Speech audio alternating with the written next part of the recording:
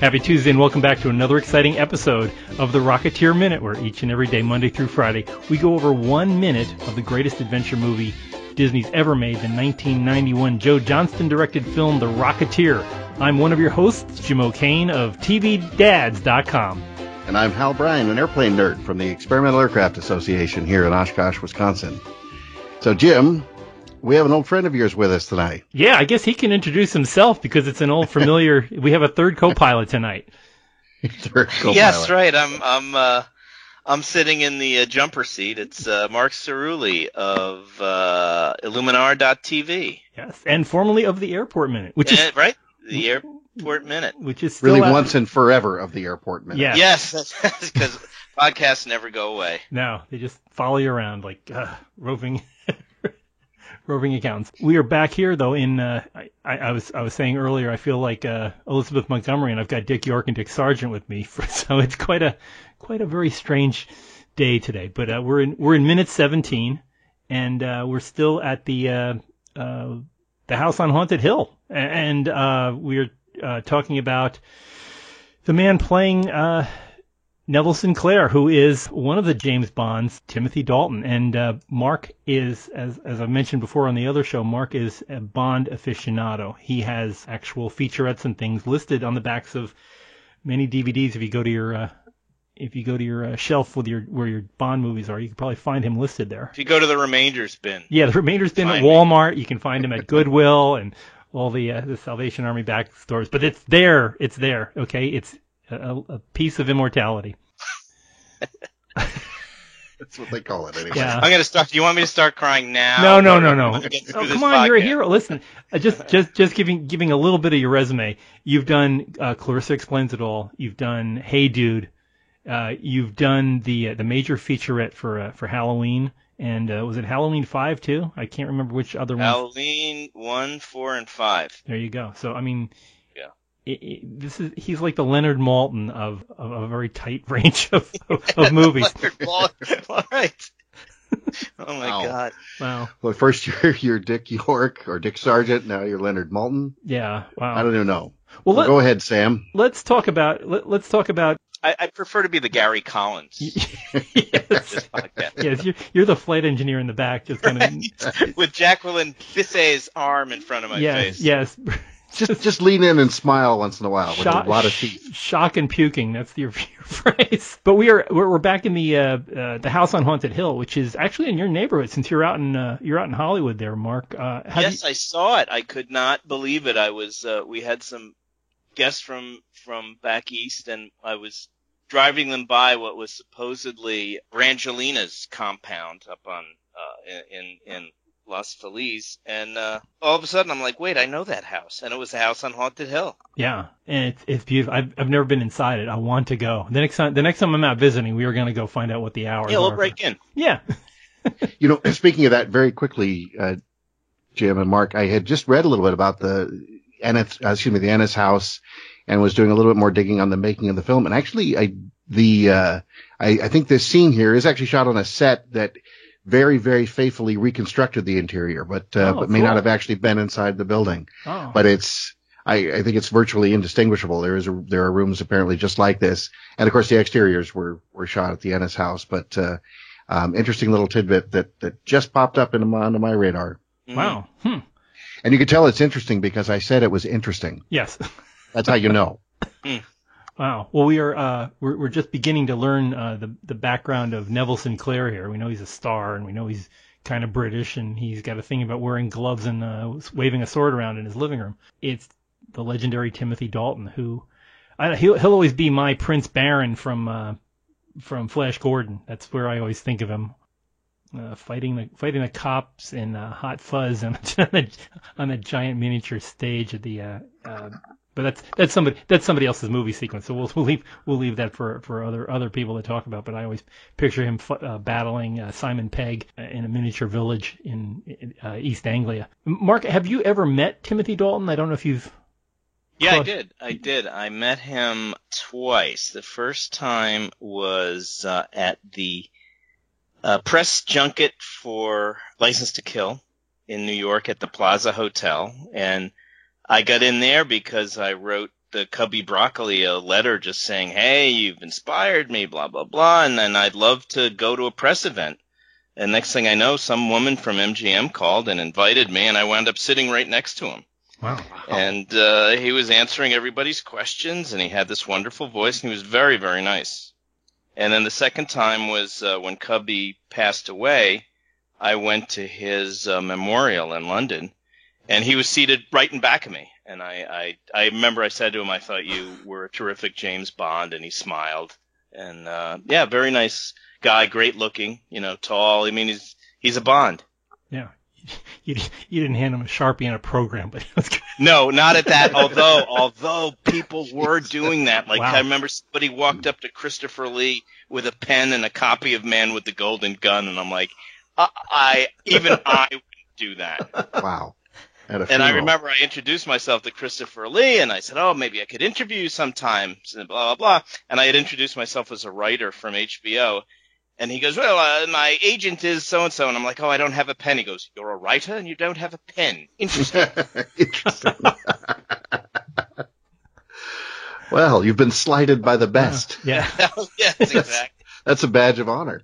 Yeah. Put down by Count Dooku. Wow. And then I also met Paul Sorvino. I forget what it was, some function, and he was sitting down. And even sitting down, he was huge. And I just walked over and said, oh, I love your work. And I shook his hand. Wow. Did he say anything? That's all I got. That's it. Wait, did he have a handful of posies by any chance? Yeah. Sorry, no. I'm getting ahead of myself. Yeah, right.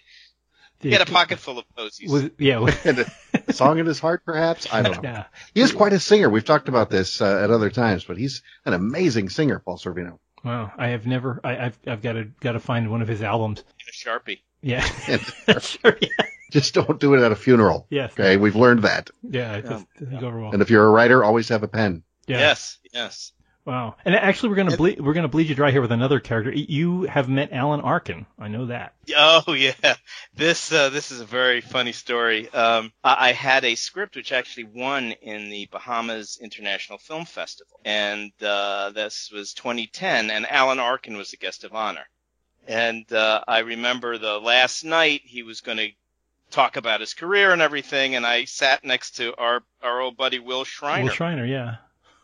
Who was one of the judges. And we're sitting there, and Alan Arkin comes in to give his speech, and Schreiner goes, this had better be interesting.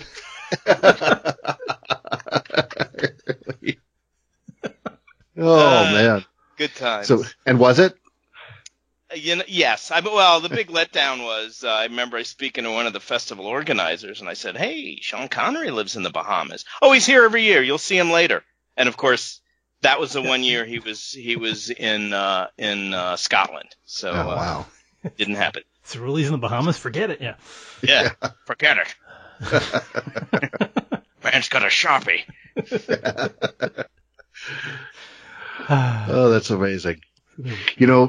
Apropos of very little, I love how this minute starts, or really how yesterday's minute broke, Jim. We started with a rocket. We started with a rocket, and then with a rocket, and then yesterday's minute ends with Dalton and then this one starts just like in the comic books. Yeah, and it's such a great little nod. It's a great way to start it off. Because that's all they would have known it for. I mean, they wouldn't have known, Robert Goddard or any of that jazz. That would have been like something that you read about, some kind of experimenter doing something. Right. But And who's the guy with the gun? The guy on the left. Spanish Johnny. Yeah, yes, but he's played by a guy who was a heavy in a ton of movies. Yeah, he's always there. He's like. It's Robert Miranda, isn't that right? Yeah. Yeah. Of course, I don't have IMDb open, so I can't tell you what he's been in. But no, yeah, that's pretty much his role in life. Is Hold on, I am IMDb. Yeah. Well, I'll talk so that you'll sound really clever when you come back. There you go. But yeah, and I'll issue the obligatory cautionary warning about IMDb. Yeah, and when you have an actor on and you say you were in this, and he laughs and says IMDb says I was in that, but I was not in that. Yeah. Oh my God, really? Yeah. So Mr. William Campbell told us that the other day. Yes, Billy, friend of the show. Yeah, it turns out he's not related to the Campbell Soup guy, and we learned so much in such a short time. Yeah, basically everything that IMDb tells you is a lie. Until proven otherwise. Yeah, I have more credits, and IMDb has no listing for me in Logan's Run, but I'm there. You can get that in. It's just super hard to do. Yeah. I mean, they make it very difficult to add a credit. Well, and I'm just an extra, so I'm not listed in the in the crawls. So I had no idea that you were in Logan's Run. You're really? blowing my mind here, Jim. I'm sorry, I didn't. You want to prep a fella before you spring it on him when we're recording. Things. Yeah, I need a still and a Sharpie. Yeah. Yes. What else haven't you told me? Oh boy. Well, I did ride. He invented the internets. Yeah. Just so he's very modest about it. But I forgot to patent it, and that's where it all went. Right. No, I was in. Okay, I'll tell my Logan's Run story. I was in Dallas. My dad was the head of our local Elks Club in 1975, and we went to the Elks National Convention in Dallas, Texas. And so my mom and dad were going to all these things. I was 15. I was just hanging out, and there was a sign up. There was like a call sheet in the downstairs in the Sheraton hotel that we were staying in Dallas, and they were going far afield of Rocketeer, but we'll keep going with this. And there was a call sheet and it had Michael York and Farrah Fawcett and Jenny Agutter and Peter Ustinov. I was like, oh, I know all these names. I didn't know who Farrah Fawcett was. She hadn't hit it big at the time. This was even before her poster. That's how long ago it was. And that was a great poster. Yeah, so I went down to the coffee shop to eat breakfast, and I sit down, and a big fella sits down next to me, and it's Peter Ustinov. And I was like, you were in Spartacus? And he said, yes, I was. And that's all I said to him. And then I had reached into my pocket, and I found a piece of paper and a pen, and he wrote, best wishes, Peter Ustinov. And of course, I no longer know where that piece of paper is. It's somewhere lost in a million moves. I found out that they were filming at the Dallas Trade Mart, the Merchant Center out on Stemmons Freeway. So I took a bus over there just to see what was going on, and they had basically an open call because they didn't have enough people to film the scenes that they were doing. And they said if you wanted to sign up, you could sign up. They gave you a box lunch, and they handed me a big piece of cloth and like a pair of cloth pants that were green. It was green and a little it was like a pleather belt. So I put that on, and I stood in one corner while they were Michael York and was standing on the other side, and he was yelling about something.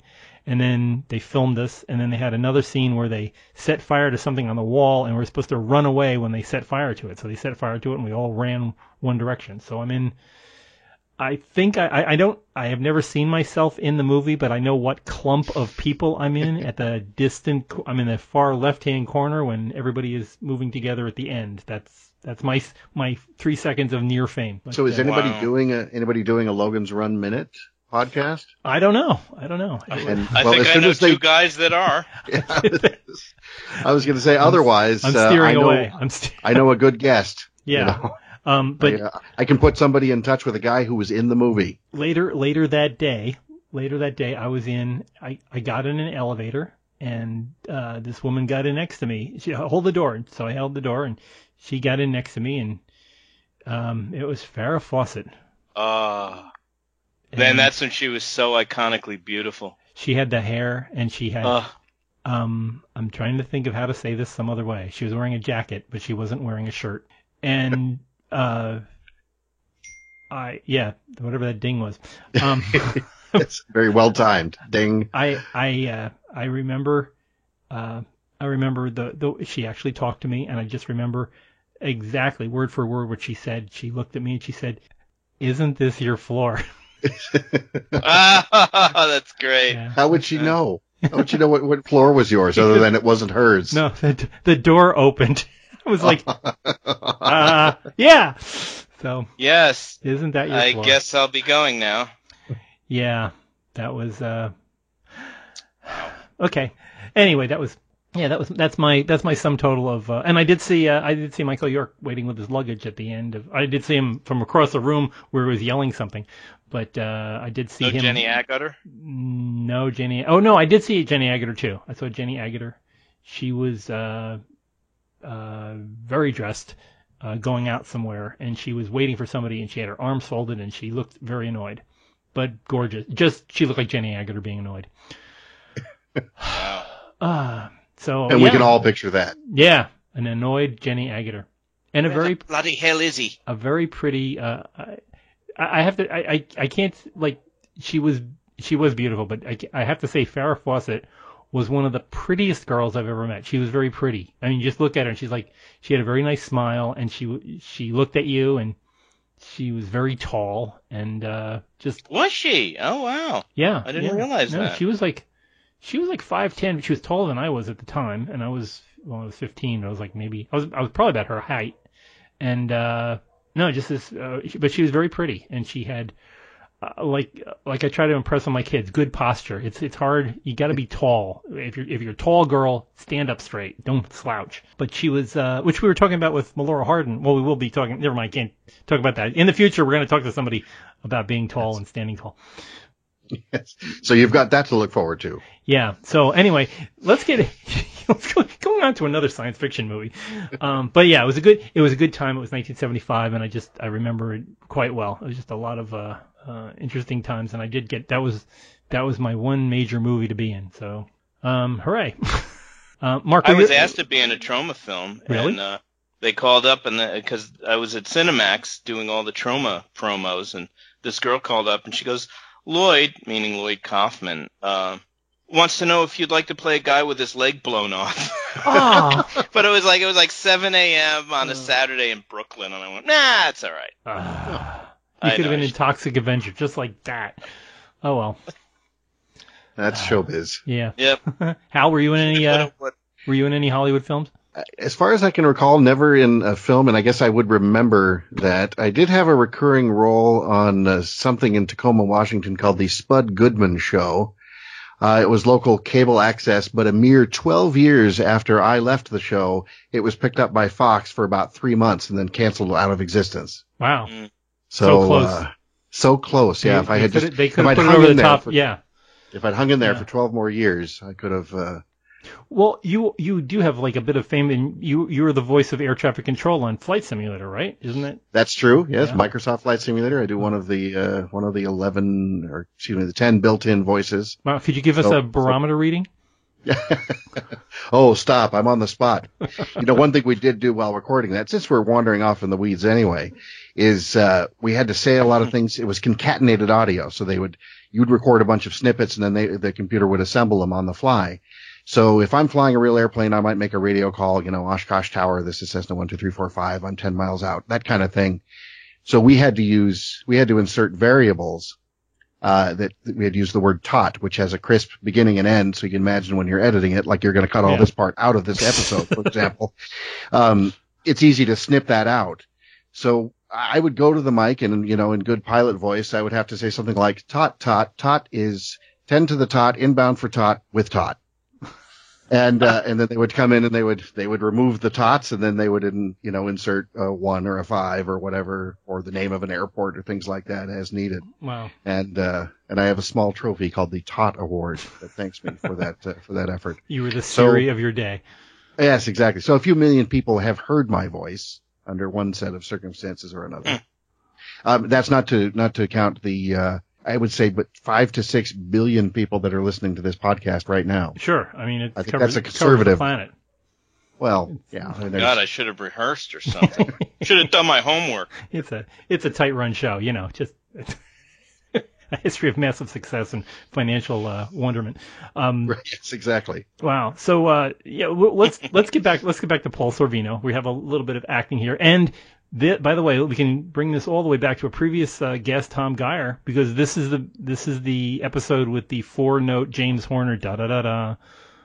Oh, right. Yeah. That's right. Back in episode 3, Tom, our composer, who does our intro and outro and some other special little music themes for us, and my childhood friend, my first business partner back when I was 13. But that's right. He told us about that in episode 3. So at second 47, if you're watching the show, minute 17, second 47, you can hear the da da da da part of the classic James Horner. It's in every one of his movies. Danger theme. So that's that's all I got. Yeah. So I guess in the words of Mark and my friend Peter Regan, what else you got, Mark? Yeah. What else you got? Oh, it's on me now. Yeah. Oh my goodness. Well, we'll pass it back to you. Well, I was just gonna say that even though times and fashion changes, Sorvino's suit is still like flawless. You could walk down the street wearing it today. Yeah, I guess he's got the. I mean, it's a bit pinstripey, but yeah, it could be. I think he could fit in double-breasted. I wonder if he walked with that suit. I bet he did. Who's going to say no? You can't have it to him. Yeah, I mean, this is just post Goodfellas, so he's happening. Yeah, yeah. And where's that glove? Hey. Where's that Timothy Dalton glove? Somebody got that. He's wearing it. Yeah, the obligatory fencing glove as he swings the epee around. Yeah. And I love Sorvino's line about being half a lunatic. Yeah. It's such a just sort of deliriously cliched, sort of 30s gangster New Yorkism. I've never heard the expression before or since, but I absolutely love it. I keep on thinking if Spanish Johnny were played by Joe Pesci, he would have shot Neville. Exactly. And the movie would have ended a lot sooner. That would have been done. Right. Then would have gone over and stomped on his face here. But what a nice place to live. Of course, if you can afford a Las Vegas, you can get that guy. As we learn later, he is the number 3 box office star in America. Yeah, so he can. And we can't spoil it, but Paul Sorvino's response to that later in the film is just priceless. Yes, coming up in about half an hour's worth of episodes. Well, month of minutes. Yes, I think we've beaten this one to death. So, Mark, do you miss the movies by minute life? Is this? I miss the camaraderie for sure. But do I miss the constant pressure? We got to get somebody. How do we get it? Although you guys, man, you have it down to a science now. You even have a composer and everything. Yeah. We basically hummed our own intro. Oh man, we were getting my college roommates and so forth. Let's say nice things. Right. Yes, we had a varied cornucopia of people of differing audio talents. We cast a wide net. Yes. Nothing wrong with that. But this show's going good. And Mark, I just want to let you know you are an excellent guest, like you were an excellent host. And we'll be doing it. We'll be doing it again soon. We'll be doing not that soon. Which you're still on hiatus, but yes, right. Connery took 4 years between Twice and Diamonds. Yeah, this is And then only 8 years until Never Say Never. Yeah. Oh yeah. Oh. I remember seeing that movie and I loved him, but it was just I was kind of let down. It's like that's a Bond film. I mean, obviously it was Thunderball Redux, and for me, the biggest weakness I think of all was the music. It's just it was. It's not a film without good music. Yeah. To me, it's almost always got to be John Barry, but another topic for another time. It's like it's like going to your high school reunion. And you go, "Oh, really? That's what happened?" Yeah. So it's that kind of right. And then you spot a mirror. Yeah. Who did the score for Inception? Was it Zimmer? Damn. No. Hans Zimmer. It might have been him. And he, when I heard that score, I said, "That's a Bond score." I mean, if you listen to the music for Inception, it's amazing. Yeah, I agree. That could have been it. All right, then now that's it. Now I'm tapped out completely. Wow. Well, join Mark and me later on this year, and we are going to be doing some 007 Minutry. So check out 007 Minute, but not until November at least. Yes. Mark needs a nominating myself as a welcome and frequent guest. Oh, just putting that out there right now. You're going to be the Billy Campbell of our show. Don't worry. You'll be our lighter. You'll be our Felix Leiter. Yes. It's a genuine Felix Leiter. Exactly. That'll get you one. It's a drink or a dame.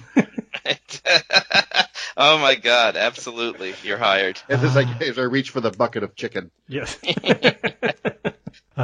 got to get out. We've got to get out to November. Yeah, we've got to get out to the gypsum plant in Vegas. Yeah, well, let's get arrested out there. That should be fun. It'll be good. Wait. It's for the show. No. We're doing a James Bond podcast. It'll work. Yes, wow. We're podcasters. It's okay. Wow. Right. Well, I don't know how well that works. One of the big rules of podcasting is no inside baseball, and I think we burned that bridge to the ground on this one.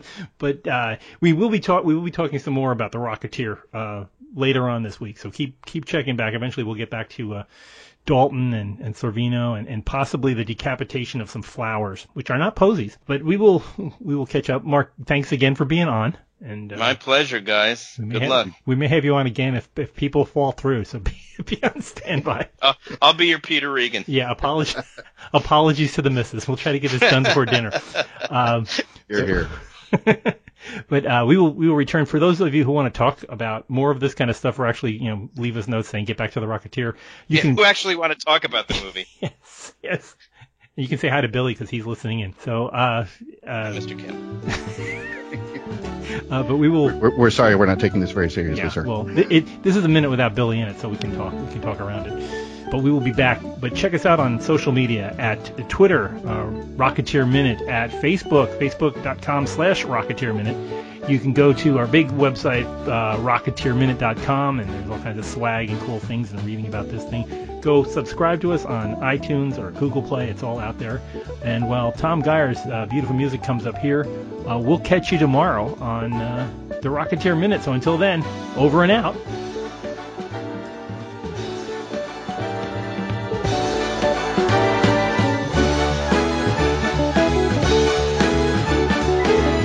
Nice going, sweetheart. Remind me to send a thank you note to Mr. Bowling.